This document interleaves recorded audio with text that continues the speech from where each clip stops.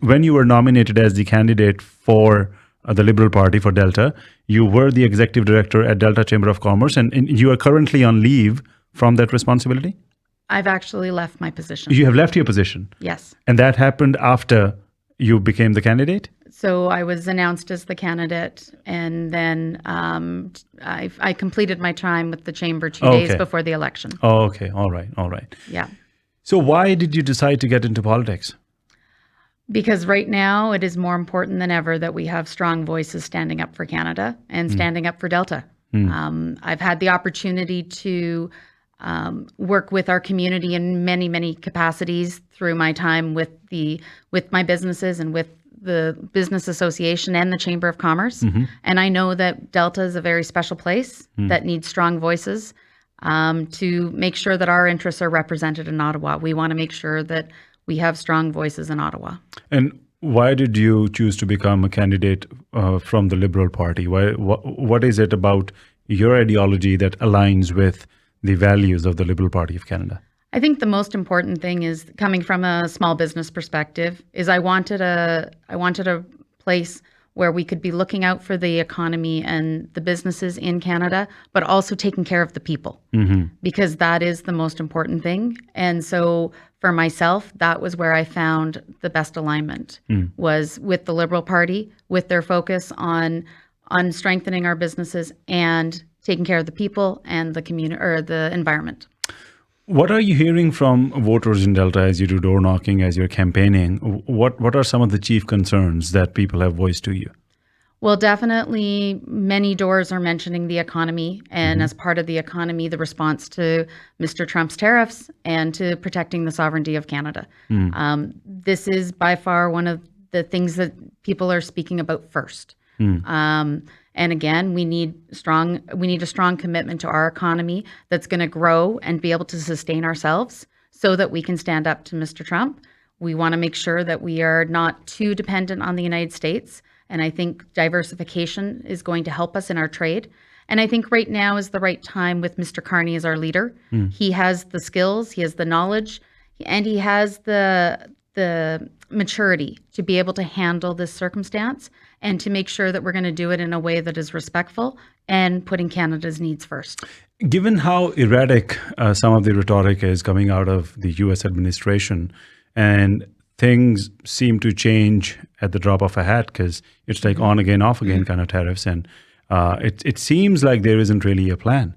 When somebody is dealing with, and I ask you this because you've been a business owner for a long time, and businesses want predictability. You know, of course, things change, and you need to be adaptable as well.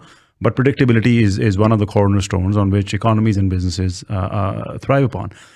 Given how the U.S. administration functions, do you think it's really easy for anybody to deal with such a person with such kind of a policy, which again does not really have a long-term focus or is not even entrenched in any kind of logic or economic sensibility? Well, I definitely don't think it's easy. And again, I think that's where we need to have somebody with strong experience.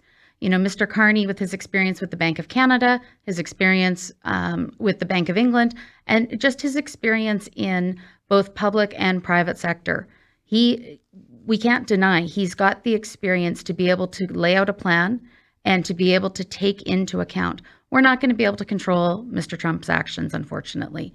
What we can do is control our responses to it. And it's going to be about coming together and building a plan for Canada. That's going to develop over time. Mr. Carney has only been Prime Minister for less than a month, or just coming up on a month at this point. You don't come up with these overnight, but what we can do is rely on his experience and the experience of others to put together a plan. I think we immediately saw it with his actions to engage with France and with England, that it's time to diversify. We are too much in one place right now, and we need to make sure that we're building an economy that is responsive to changes and that is resilient. What would you say to some of those observers who feel that all the changes that Mr. Carney made after he became the Prime Minister, and like you said, it's coming up to a month now, some of the changes that he brought forward were the same policies that the Liberal Party, the Liberal government, defended tooth and nail. Some feel that this might just be political posturing just before the election with some of the changes that have been made. And what is to say that these things would not change over once the election is over? What would you like to say to those skeptics of the Liberal Party? Well, I think it's important to note that the changes that were made were very much in response to communication that was being heard from citizens or from people throughout Canada. And there is no guarantees. But what I have seen is I've seen a commitment to doing work with integrity and with intention. And so I do feel that his experience is also informing these decisions and saying that this is the best path forward.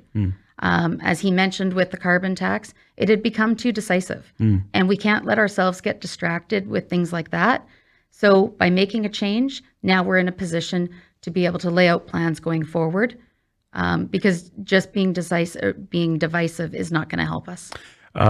The riding that you are vying to represent, the riding of Delta, are there things that you have identified yourself as a candidate that should you get an opportunity to represent Delta in the House of Commons? Yeah. What is it that you would want to advocate for Delta at the federal level? Well, I think making sure that, I go back to saying being a strong voice for Delta, because a lot of Delta has so many elements of things that we see replicated across the country. We are a transportation hub.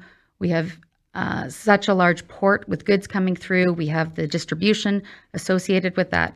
We have an international border. We have an international airport, international ports. We have farming. We have fishing. We have all of these industries.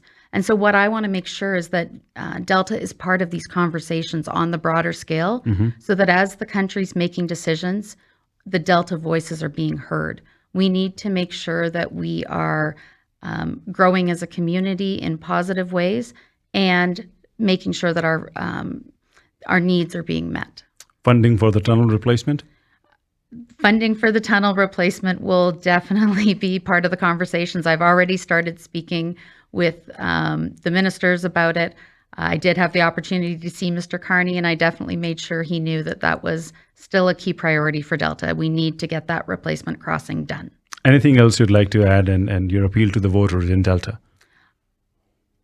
I've grown up in Delta. I've been a resident for 42 years of Delta. I feel that I know Delta through and through, and I'm willing to keep learning about the parts that I don't know yet. This is going to be a conversation that's going to take place for multiple years. It's going to be about the constituents giving feedback to me so that I can take that message to Delta, back to Ottawa on behalf of the people of Delta. And I think it's about building a strong relationship, and I have great skills in building relationships. I've spent the last 30 years of my career doing that. Ms. McKnight, thank you so much for your time this morning, and good luck for the rest of the campaign. Thank you very much. Thank you.